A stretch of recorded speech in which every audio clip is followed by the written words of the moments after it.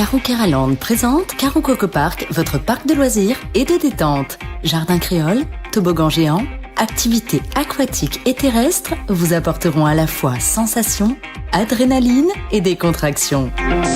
Régalez-vous dans son restaurant, le Coco Blue, ou dans l'un de ses snacks. Partagez des émotions fortes dans la zone de jeu Coco Game, où Escape Game, réalité virtuelle et maison de la peur vous offre un 3 en 1. Fêtez vos meilleurs événements avec Caro Coco Recept dans nos espaces privés lounge. Séjournez chez Caro Coco Lodge, des hébergements de charme, proches de la plage ou du spa. Caro-Keraland, le cœur de tous vos loisirs. Martinique Actualité. Comme en France, les médecins urgentistes de Martinique se sont mis en grève aujourd'hui, lundi 3 juillet. La Martinique ne sera pas le seul pays ultramarin à accueillir la flamme olympique. La Guyane, la Réunion, la Guadeloupe et la Polynésie la recevront aussi. En Martinique, ce sont 100 personnes qui vont se relayer. La flamme et son cortège d'une trentaine de véhicules vont passer à Fort-de-France, au Lamentin, au Robert, à Sainte-Marie, au Saint-Esprit, à Saint-Pierre, au Diamant et à Schœlcher. La flamme arrivera en Martinique le 16 juin 2024 sur le maxi-catamaran d'Armel Le Cliache. Rappelons que pour obtenir le passage de cette flamme sur notre territoire, la collectivité territoriale de Martinique a dû payer 180 000 €. Je vous le disais en titre, vendredi, le conseiller exécutif Nicaise Monrose a donné une conférence de presse sur la mise en œuvre d'un contrat territorial de transition.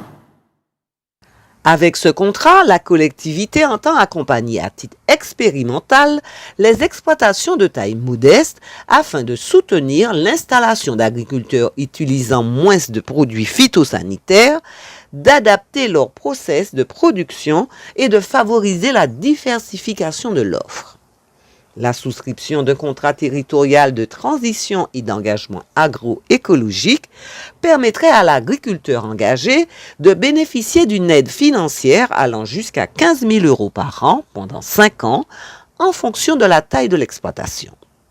Cependant, le financement de l'aide est conditionné à la réforme du POSEI, le programme d'options spécifiques à l'éloignement et à l'insularité sollicité dans le cadre du CIOM, Comité interministériel des Outre-mer. La collectivité va ouvrir des négociations avec les instances concernées. Hier, dimanche 2 juillet, le carnaval tropical s'est installé sur les Champs-Élysées pour le plus grand bonheur des Parisiens. 34 groupes ont participé au défilé.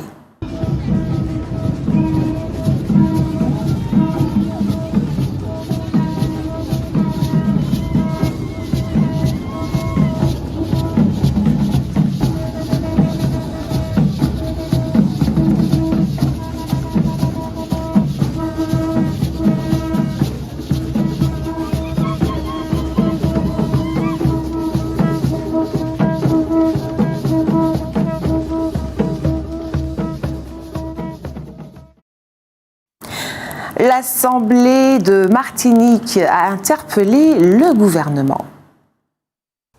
À l'occasion de son assemblée plénière du 30 juin, l'Assemblée de Martinique demande officiellement au gouvernement d'acter dans le cadre du prochain comité interministériel Outre-mer CIOM la réforme de la gouvernance du grand port maritime de Martinique et de l'aéroport afin d'assurer une meilleure cohérence entre d'une part, les stratégies de développement et d'aménagement du territoire et d'autre part, les stratégies et la gouvernance de ces deux outils majeurs du développement économique de la Martinique. Une épicerie sociale a ouvert ses portes aux prêcheurs. Elle est dotée en outre d'un camion qui sillonnera les communes de Bellefontaine, Carbet, Saint-Pierre, Font-Saint-Denis, Morne-Rouge toutes les 2 semaines. Et puis c'est Monseigneur Macaire qui a consacré samedi à nouveau l'église de Basse-Pointe qui était fermée depuis 2007. De nombreuses personnalités avaient fait le déplacement.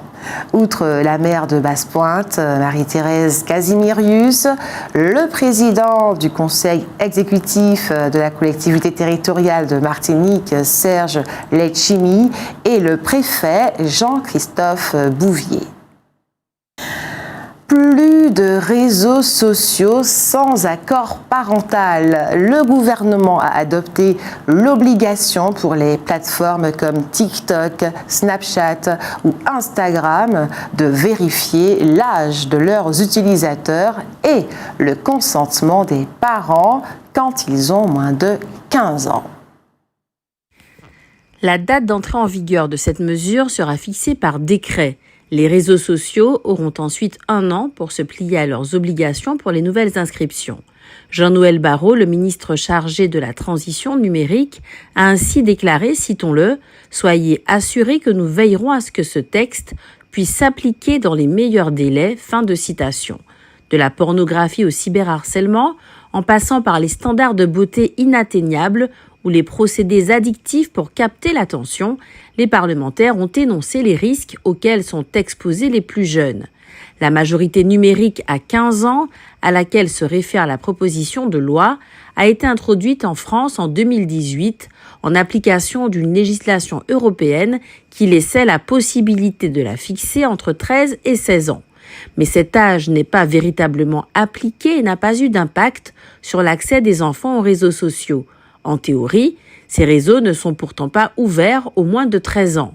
Mais la première inscription y interviendrait en moyenne vers 8 ans et demi et plus de la moitié des 10-14 ans y sont présents selon les données de la CNIL, la Commission nationale de l'informatique et des libertés. Notons que l'accord parental devra aussi être obtenu pour les comptes déjà détenus par des moins de 15 ans, une obligation qui entrera en vigueur 2 ans après celle de la loi. En cas de manquement, les réseaux sociaux s'exposeront à une sanction avec une amende allant jusqu'à 1% du chiffre d'affaires mondial de l'entreprise.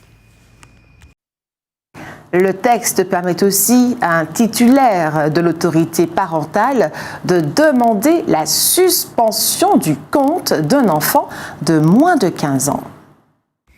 Il impose également au réseau d'activer un dispositif de contrôle du temps d'utilisation pour les mineurs. Le texte ne pourra suffire à mettre fin à lui seul aux dérives. Il faudra donc avancer sur les techniques de vérification de l'âge et investir massivement dans l'éducation au numérique pour les parents, les enfants et les enseignants. Il ne s'agit pas de priver les jeunes de l'accès à un réseau social, mais bien d'apporter une réponse adaptée aux abus nés d'un usage précoce et non encadré. Ces nouvelles dispositions s'inscrivent dans une série d'initiatives lancées par le camp présidentiel. Un texte pour protéger le droit à l'image des enfants sur les réseaux sociaux a été récemment adopté en première lecture par les 2 chambres, qui doivent encore parvenir à une version commune. L'Assemblée a aussi adopté en première lecture en mars dernier des mesures contre la surexposition des enfants aux écrans. Côté exécutif, le gouvernement défendra à partir du 4 juillet prochain au Sénat un projet de loi pour sécuriser et réguler l'espace numérique, avec notamment des mesures pour rendre effective l'obligation pour les sites pornographiques de vérifier que leurs utilisateurs sont majeurs. L'industrie manufacturière représente en France 18% des émissions de gaz à effet de serre, derrière le transport, l'agriculture et le résidentiel tertiaire. L'industrie manufacturière a diminué en France de près de 50% ses émissions de CO2 depuis le début des années 1990, soit 2 fois plus que le reste de l'économie, notamment grâce aux efforts de sa branche chimie.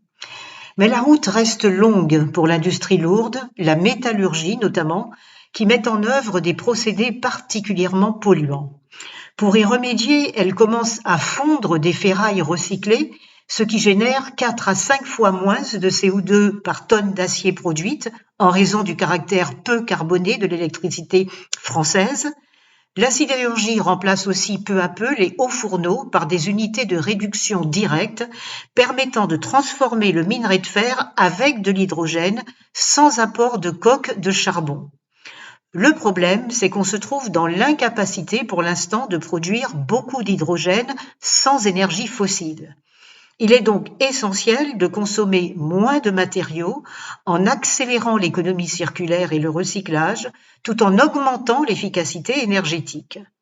Notons par ailleurs que malgré les dangers que représente le changement climatique, les échanges internationaux d'énergie fossile ont très nettement augmenté ces 20 dernières années.